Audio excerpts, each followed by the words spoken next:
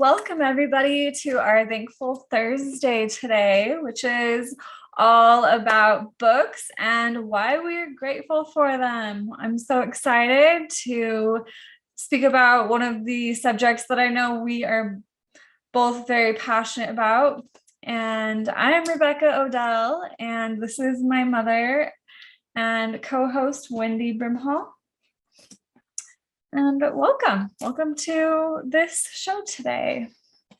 We're happy to be here discussing the books we love to read and why we love to read them. So we hope that you will like us and comment below. Share some of your favorite books and why you like to read them. Which books are your favorite and that Hello.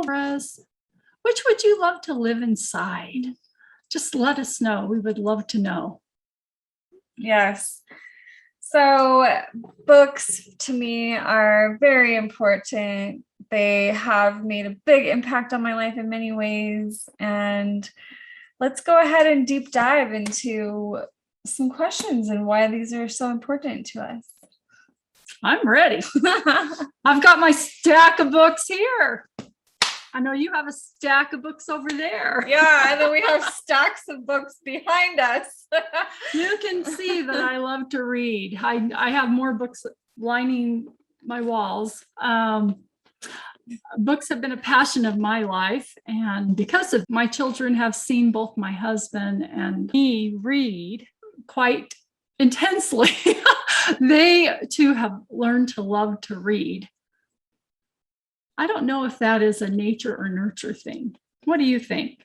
Okay, so my children, I would have thought Safira would have been more of a book person, but she's really not. She's more of a drawing art person. Huh.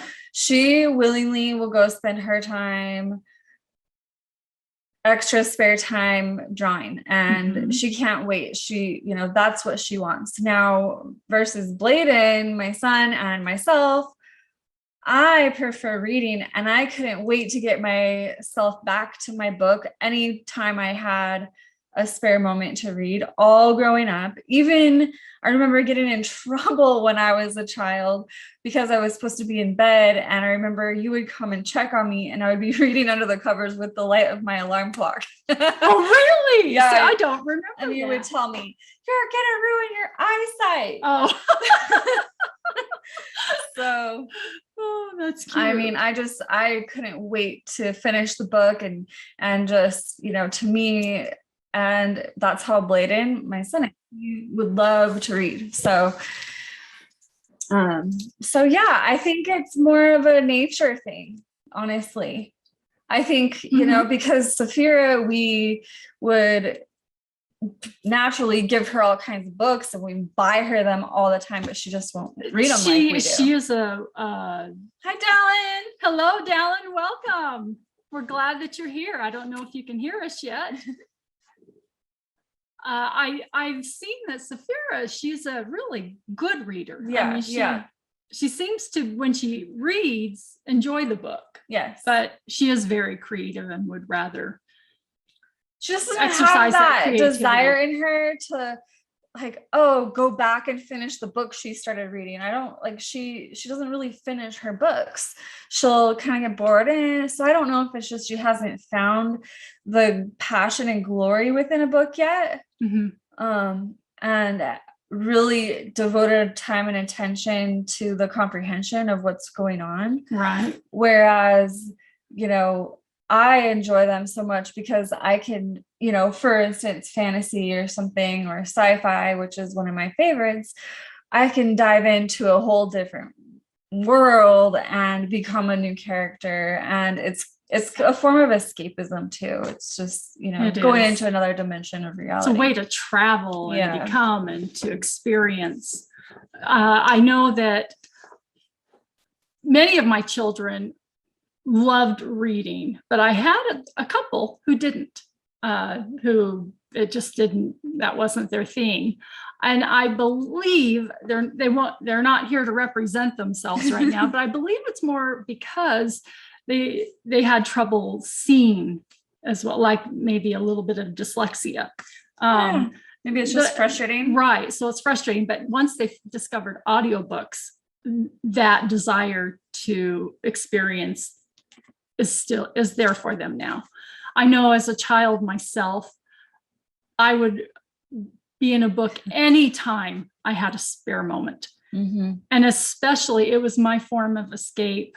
I lived in a home with an Italian mother and a father who they enjoyed a good discussion, and it would get heated sometimes. And I did not like any form of contention at all. So anytime that would happen, I would go to my room and I would escape into a book. And so I was in a book quite often. They had a very happy marriage, by the way, but I was in a book quite often in my home growing up. And I could read a book a day. Mm-hmm. And I still, even when you were children, it's probably one of my regrets is that I'm very single-minded. And when I pick up a book, at least I can't do that anymore because of my eyesight, but when I pick up a book, I am into it and I have a very difficult time or lack of self-control. I can't seem to put it down until I finish it, which means I am up all night reading it until it's done. You sacrifice everything because you can't read. Kids, go fend for yourselves for dinner. I can't listen to you now. Just leave me alone. I'm in the book. And so I really tried to limit myself as a mother in reading to maybe once a week or once every couple of weeks because of that. When I realized I had a problem, it didn't become a problem until I was, married with kids. But till that, before that, I could read anytime I wanted. But once you have kids, that becomes a problem if you're like that. If you get lost in a book to that depth. It does become a problem. So, and we have Dallin with us. Dallin, what about you? Do you get lost in a book or are you able to put it down once you start reading it? Yeah, for me, it depends. Sometimes if I'm really, really into it, any chance I get, I'll pick it up and read. But I don't have a problem putting it down if I have to or if I need to. My thing is, I go through phases where I'll read a lot and then I'll just kind of browse for a while or not finish things or like pick up or look up information online if I need specific information. But I haven't read like a fantasy book or a fiction book in I don't even know how long. For some reason I have a hard time getting into fiction or you are in a learning phase of your life right now. You seem to really enjoy expanding your mind. Yeah, I love self-help books. I love informational books. I like books that have tools, especially spiritual. I like reading people's stories, like biographies or their interpretations of things, or even. So you enjoy things you can reading books you can learn from people's experiences in life. Yeah, I like connecting with the people, the writers. Like even that Daddy Has a Sweetheart, which is Great Grandpa Joe's book. I love just picking that up and reading from it because it's fun to know people's life stories. Yeah. Well, that's so cool. So would you say nonfiction is your favorite genre then at the moment? Yeah, it has been for years. I think it was the last time I read anything fiction was when I was a kid. Ever since I can remember, besides being my childhood, I haven't read fiction. I have a hard time getting into it. But yet you are an avid reader. I mean, like you said, when you get into it, you do read quite a bit. I know. I would- You're always telling me about a book you're reading. I've talked to Dallin a few times in the past couple weeks on the phone, and 2 out of those times he was at Barnes and Noble. So Browsing Too. I books. love yeah. Yeah, I can't get to Barnes and Nobles very often, but I'm on Amazon quite often looking at books. So that's Yeah. when I'm Yeah. sick in bed, that's one of the joys I enjoy, is just reading descriptions of books and putting them in my wish list of books I would love to read one day. I have not honestly been Same. able to read a fiction book in about 3 years now because of my eyesight. Again, because when I read a fiction book, I dive into it, and I just can't do that anymore. But so I've been mostly reading nonfiction books because those I can put down. But what would you say your favorite genre is Oh my. at the moment? Okay, so I am a lot like Dallin. I haven't read a fiction in quite a few years. Same Mhm. as you, I guess. So my favorite genre, I would say, is self-help and, anything that expands my mind and spirituality as well. I love tools and practices. I love learning from people. However, I feel like when I do read those types of books, I tend to browse more. I don't really read a book like that from front to back. I will just open it up in the middle. I'll go to the back first. I mean, I read the table of contents and I kind of fish through the information I like and I want. And then, but I'm the same way. yeah, but sometimes, when it's just like a book, like I have one right here, which I know Dallin has. He just got, of course, I don't have the front cover. Like this book, it's called Spirit Hacking. I read this book front to cover. I couldn't put it down. And I outlined and I wrote inside every, like, I don't know if you could see, but I like outline things and underline things and highlight them and make notes in my pages. Like, I'm crazy when I find a good book like that. So I read the cover. It was so fascinating that I couldn't put it down. yeah. I read it from front to 3 days. Mm-hmm. Same. I think I was the same way when I read this book, Falling to Heaven. I've read this one a number of times, and it's the same. I pick and choose when I read most books nowadays, again, because of I can read maybe tops 20 minutes at a time. So, but this one I read cover to cover. First of all, it was a very easy read, but it had so many aha moments in there for me that I had to then go back and start at the beginning and just read chapter to chapter. I didn't do it all in one day, of course, and then I went back again and highlighted it so that I could go back and refer to it at different times. And so that's probably one of my go-to books for self-help that I really enjoy. And it's about humility. That's beautiful. And it's a go-to for me because I'm a very proud woman and my pride is one of my downfalls. So I read this one to keep me humble. When I really need a good dose of humility, I go back to this one. He has a really good way of putting it simply, like gets to the point. I love that. Yeah. Okay, so we've talked about our favorite genres right now. Well, I wouldn't necessarily. Self-help is not my favorite genre. Okay, what is your Actually, favorite? I find self-help very boring. What's your favorite genre? I love fiction. If I could read, I would be in fiction all the time. As a matter of fact, I've written so many fiction books. You wouldn't believe, at least started them. I've got at least 12 in the works. I just was thinking of another one 2 nights ago. I started another one in my head about this girl in the mirror who gets sucked into mirror, kind of like Alice in Wonderland. And this mirror that she gets sucked into, she finds out is her real life. And the life she's been living has been her fake life her whole life. And I got so excited about writing that book that it was like, oh, I've got to write that book. But you know what? I'll start doing the characters. I get through the character phase and the plot phase, and then I get bored with it and I move on to another book.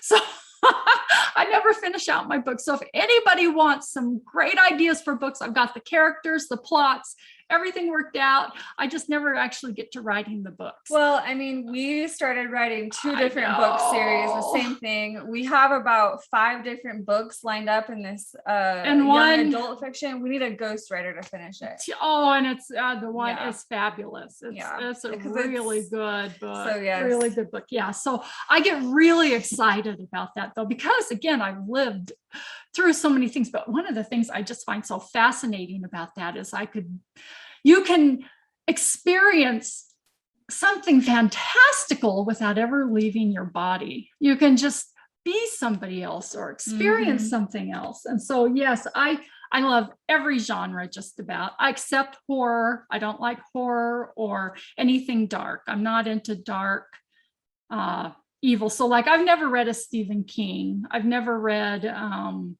I know you kind of like the occult type stuff. Sometimes I'm not really into that stuff. She doesn't like to get scared. As a matter of fact, I love youth fiction and children's fiction. I'll often, like, especially when I was an adult, because I would get lost in a book and stay there for hours, I kind of gravitated toward youth fiction and children's fiction because I could read that quickly and get out of it quickly. And I wouldn't be there for days.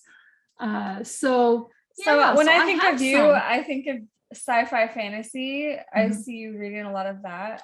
I did read some of that. I would say like Lord of the Rings is one of my all-time favorites. I loved Lord of the Rings, the book. And but my all-time favorite books, let's talk about our all-time favorite fantasy book, is Pride and Prejudice. I mean, and Jane Austen, anything Jane Austen, but if I could live in a book, I don't know if it would be Pride and Prejudice. I would love to be one of the Bennett sisters. However, I don't know if I'd want to live at that time where there wasn't indoor plumbing, weren't toothbrushes, I don't know if I'd love to actually live in that time period, although the grace and the beauty of living with them and just the fun of being one of their sisters, because they were such a cute family. It's like the Victorian era. The Edwardian era, I believe. Okay. But I'd probably be their mother, Mrs. Bennett, because she was a chronically ill, complaining woman. So that's probably who I'd be rather than one of their fun sisters. So I don't know. But still, it'd still be fun to be one of the Bennetts. So, but any of Jane Austen, I love. But as for fantasy, I love that. This is one of my favorite fantasy series, the Belgariad, by David Eddings. He wrote these back in the 70s, and it's a Lord of the Rings type fantasy. The epic journeys, the epic fantasy journeys, where a group of people get together and they go on this journey and they meet, go to different civilizations and all the different people, and they have a quest. I love those type of fantasy journey type things. And this one's extremely well written if you want to. As a matter of fact, that one about the dragon where you named Saphira from, you can tell that they read this one, as a base for their books. This one is a standard. As well as say like Orson Scott Card was a standard for a lot of science fiction. It's, nice. And then, but I'm just telling you all of mine now. Okay. Betsy Brannon Green is one of my favorite, just lighthearted, fun murder mysteries. I love mysteries, but they have to be fun and lighthearted. And this one, I would love to live in the town in this book. She writes a whole series about this town. It'd be horrible to live here because there's so many murders in this small southern town. But I love the characters in this book. She writes them all around these characters in this town. And you come to love the characters. And so I would love to live in this little town with these people. They come to be your friends. Yet there's so many murders in that town. It'd be kind of scary to live there, but that would be a fun place to live. So yeah, so I don't know where I'd actually love to live, but yeah, I almost think this place would be fun to live. So where would you like to live if you can live in a fantasy world? Good question. One more. I would love to live in Lord of the Rings, in the elf place. Oh, what's that called? Come on, I know this. I don't know. I've just seen the movies. I haven't read them. Middle Earth. And where the elves Middle live. The Elf Kingdom. Yeah, I can't think of it at the moment because I want to. But yeah, where the elves live. Yeah, just say that. Yeah, okay. You know where that is. Yeah, I'll think of it as soon as this ends. Okay, but yes, go ahead. Tell me where you would love to live. If I could live inside a book, It's just so beautiful. that's, I don't know if I could live in a book. It depends on because I haven't read fantasy in a while, I have to go back and think of the ones that I have read. And I really do love the kind of medieval type places, or more, I love magic and mystery and, so I can't think of an exact book right now, but one where, the supernatural was a thing. I love that. And, we could time travel and, be in kind of a fantasy world with, fairies and stuff. Oh, that would be fun. Fairies and dragons and elves Right. and time travel and magic. And I love that. You would love the Belgariad. Yeah, that would be really a cool. great place to live. Yeah. I don't know. I read, when I was younger, I was really into Anne Rice. She did a lot of vampire lore, which I went through this whole phase where I was obsessed with it, and it was set more in New Orleans. And so I've always wanted to go to the French Quarter because I've read so many of her novels, and then I got into Dean Koontz for a while. So I kind of like that thriller, horror. I liked the adrenaline rush it would give me as I would read it, because it was like, oh, what's going to happen on the next page type of thing. And then, but one of the books, the series that literally blew my mind was the Dark Tower series by Stephen King. I know you're not into that kind of stuff. No, but you've explained this to me. And if Rains was supposed to be here, he would have talked about this. He loves this one too. Stephen King is so brilliant. It took him 30 years to write this series. There's 7 books in the series. And if you think of Stephen King, he's written 100 books. He's written a lot. So in those 30 years, every single book he wrote, out of all of the 100 books he has, I don't know how many books he has, by the way, but it's a lot, link into the Dark Tower series. Wow. It is profound. And people have actually made a map of all of his work, linking it into the Dark Tower series. It is so profound, so mind-boggling, so I don't know how he did this series and put it together. It blew my mind. So that was incredible. That's fascinating. Yeah, incredible. Yeah. So I think that's why a lot of Stephen King has a lot of fans. And I don't know if this is you guys, but it drives me crazy to read a book and then watch a movie after I read a book. Yes. I can't stand it, because the movies never do the book justice. No. And sometimes I like my own characters better than the ones that are portrayed in the movies. So if there's a movie that is after a book series, I would much rather prefer to watch that before reading the series. Oh, well, the Wheel of Time movie is coming out, and I know there's many fans of the Wheel of Time series. I read the Wheel of Time series when I could read. At least most of it. I kind of skipped 8, 9, and 10, but I moved past that. For those who don't know about the Wheel of Time, they're about 1,000 pages each. Wow.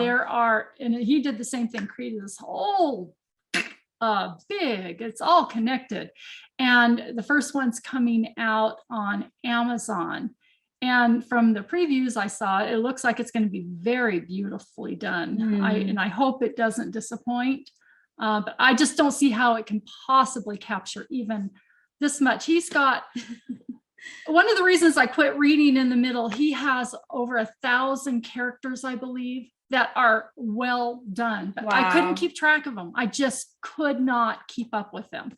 So it got mind blowing to me. And I'm sure Stephen King's that way if he's written that many books. Yeah, I read the Game of Thrones too, and they made this whole series, and it really, so many characters. I don't know how you could keep track of all those characters. Right. Dallin, have you read a series like that in your life at all before that you love?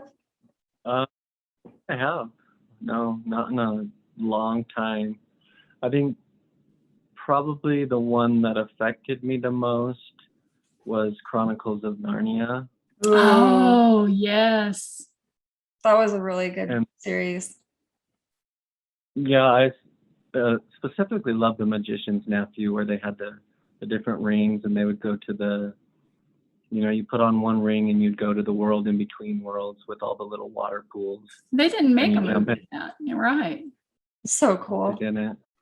Jump in one of the water pools and it takes you to a different world. Of course, it has witches and magic. And I mentioned that because I read the book, but most people don't know that that is the first part of The Lion, the Witch, and the Wardrobe. That's the first book that introduces The Lion, the Witch, and the Wardrobe. So that's, yeah, that was probably my favorite one. I don't know if I read the whole series. I think I only read that and then Lion, Witch, and the Wardrobe.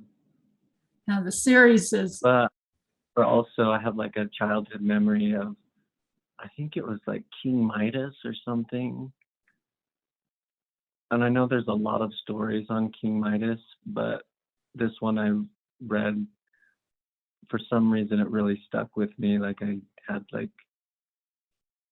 a memory of him like going to meet a dragon in a cave or something. But none of it really stuck.